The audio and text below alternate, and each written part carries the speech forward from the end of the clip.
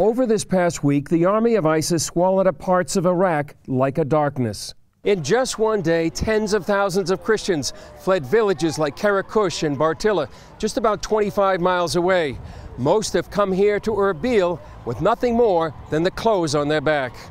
They take everything from the house, from the store, everything. And they take like machine, everything, because they are Christian. Just the name Christian. They hate Christian especially. We don't know why. It was leave or die. They say if anyone don't become like Muslim, we're gonna kill it. Kill it. Each one, from baby and woman, one, old man. We don't have anything here. They bombed the churches and already took our houses. We have nothing here. No money, no ID, no travel documents. What's happening now to the Christians, to the Yazidis, to the minorities, and like in the last couple of days mostly to the Christians, is a genocide. What's happening is what happened 200 years ago with the Jews. Dr. Ahmed hears stories of the barbarism of ISIS. That ISIS was killing, shooting the kids and the people, and they are laying them on the ground, and they bring tractors that they walk over them in the front of their families. They take women out of their houses. So let's say each family that they have three daughters, they would take one. In the wake of the ISIS advance, thousands of ethnic Yazidis escaped to a mountain outside the town of Sinjar, while these Christians found shelter at this Catholic compound in Erbil. A few weeks ago, these families fled when ISIS cleansed Mosul of Christians. ISIS gave them an ultimatum. They gave us 4 choices: either convert to Islam, or paying tax, or leaving the city, or the sword. They are using the sword to cut off hand and also beheading others. So I don't think this is the behavior of human beings, but wild animals do that. ISIS looted their properties and left them destitute. They took this woman's dentures, wedding ring, and documents. They took everything. We asked them, please give us something to show that we owned our car, our home. They said, here you have nothing. ISIS searched the home of one Christian in Mosul and discovered these 2 New Testaments, one with a camouflage on the cover and the other with an American flag inside. They accused him of being both a missionary and a spy. ISIS put his name on a list. He told his story, but asked us to hide his identity. Hey, stop, get back. You are a Christian. The terrorist told me we will kill you.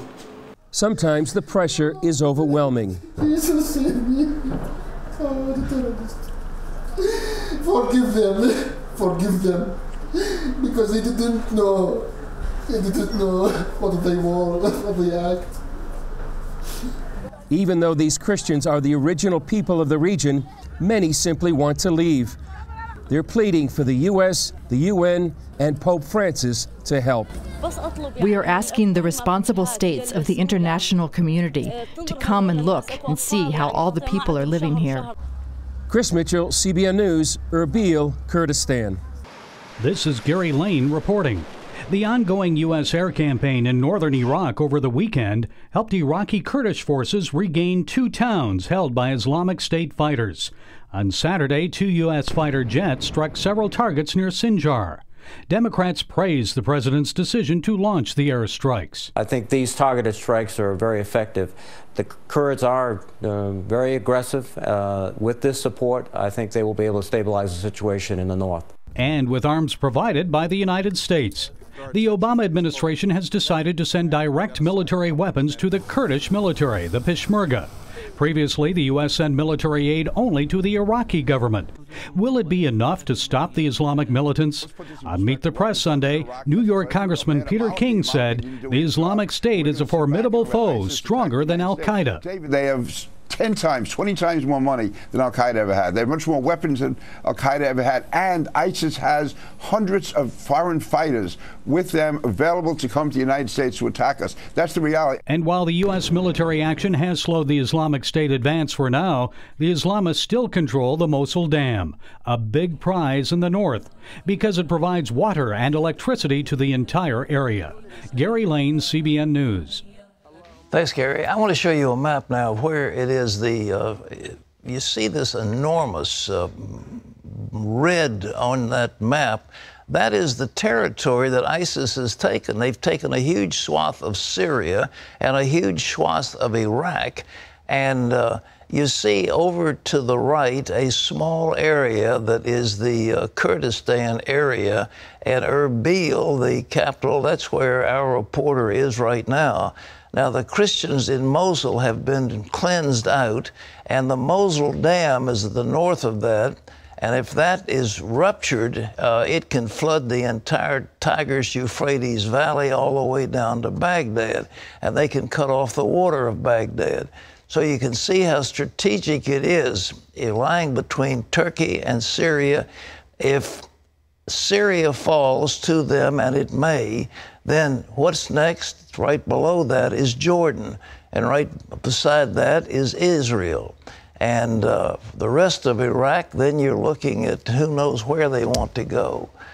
But I think, in my opinion, I've been praying. The Christians there are in desperate shape. Those people that are in the Sinjar Mountains, a small sect, in desperate shape. And although the president has done something, I think he's too late. He kept saying, well, Maliki has to form a government before we can help. And finally, they realized the Peshmerga forces of the people in Kurdistan, the Kurds, will fight, but they didn't have any ammunition. They ran out of bullets. So finally, we're getting something to us. Well, I am privileged to say that on this program, we have a retired general, Paul Vallely.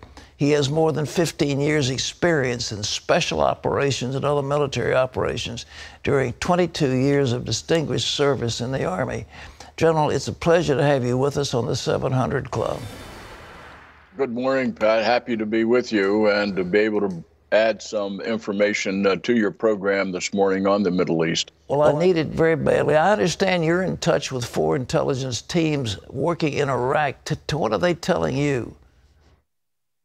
Well, the intel teams that we have basically are out of Turkey and the Free Syrian Army inside Syria, who I've been working with for about 18 months. I've been in the Middle East 5 times, Pat, in the last 18 months, and only one has been inside Syria as far as Aleppo last year, and then to Egypt twice within the last 7 months. So by being over there on the ground, you can certainly get a better idea of that chessboard. When you look at that map, Pat, look at it as a chessboard. Look at all the players there. Now you see that red area you were talking about is the beginning of the Levant, which extends all the way from Turkey all the way down to Egypt. And so ISIS will continue to tear down those borders and continue to expand as they recruit around the world. And they got recruits coming in from all over the place, Europe, Middle East, as well as the United States. So this is a real dire situation, much worse in many ways than Hitler in this genocide that's going on. General, do you think the president understands what's happening? It looks like he was just dribbling aid to the Peshmerga. They were ready to fight. I know from a political standpoint, he didn't want to put, quote, boots on the ground, so we've got some airstrikes. We won't stop ISIS with just airstrikes, will we? Well, we can, but when you say boots on the ground, it's sort of a misnomer because we always have intel on the ground. And in the case over there, we have special operations forces that provide air ground operations, just like if you remember the beginning of Afghanistan in the fall of 2001, with 100 special operators and CIA paramilitary and air power. We basically purged the entire al-Qaeda and Taliban forces. And of course, they fled into Pakistan. And we did that in 34 days.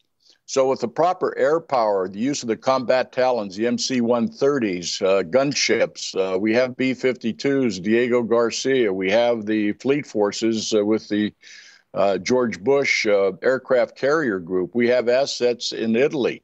So we have plenty of assets to come in there. And Pat, here's what I would do. I would give a general patent order.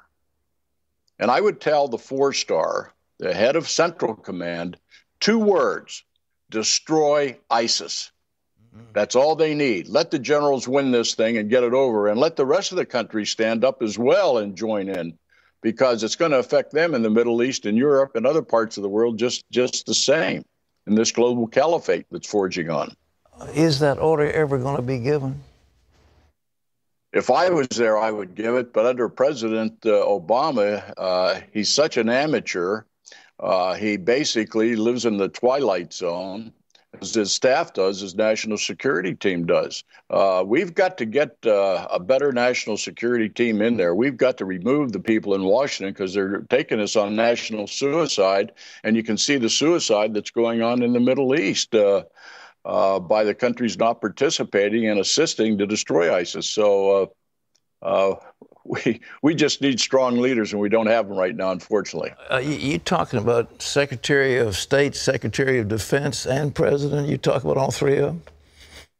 Susan Rice, all of them need to go. They need to be replaced immediately. Now, unfortunately, in our Constitution, we can only do impeachment, but we are generating what we call a no-confidence resolution in Congress this week that hopefully will lead to impeachment, because we cannot let this regime in Washington continue to take us over the cliff. We just can't do it. America is too special to all of us, and our national security, without it, Pat, we have nothing. If we cannot protect our let's people. talk about over the cliff. What happens? I mean, I have this sense in my heart, and I really feel deeply about this, and I'm sure you do too, that this inaction is going to destroy us. How critical is it over the cliff? What happens if we don't act? Well, then you hope for divine intervention. But there will be cataclysmic events. There will be cataclysmic events within the year, I can tell you that, for what I foresee out there.